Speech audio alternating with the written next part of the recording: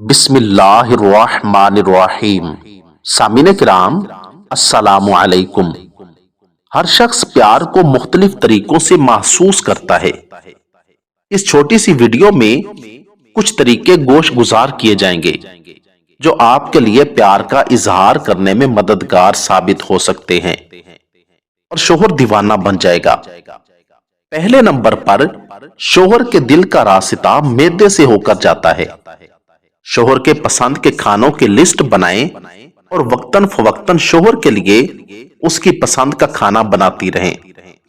دوسرے نمبر پر اپنا خیال رکھیں، خاص طور پر اپنی صفائی کا خیال رکھیں اور شوہر کے لیے بناؤ سنگار کریں۔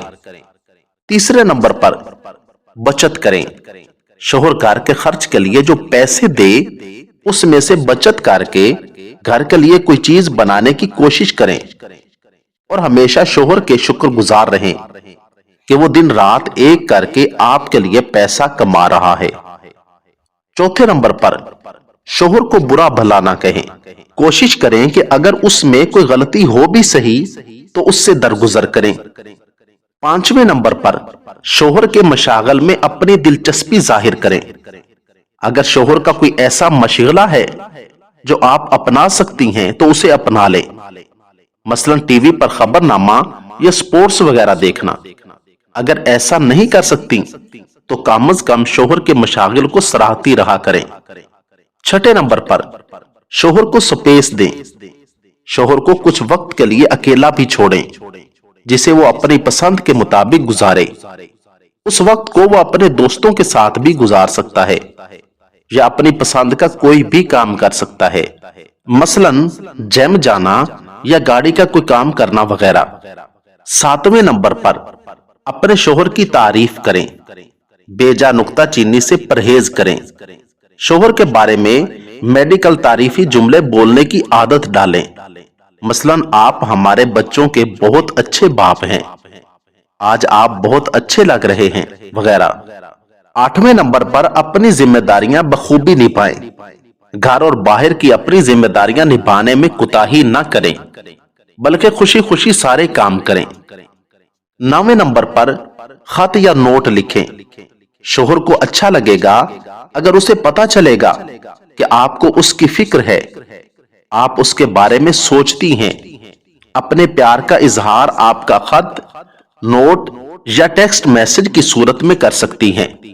10ویں نمبر پر دوسروں کے سامنے شوہر کی تعریف کریں، اپنے دوست احباب اور خاندان والوں کو شوہر کے سامنے بتائیں کہ آپ کا شوہر بہت اچھا ہے اور آپ کا بہت خیال رکھتا ہے۔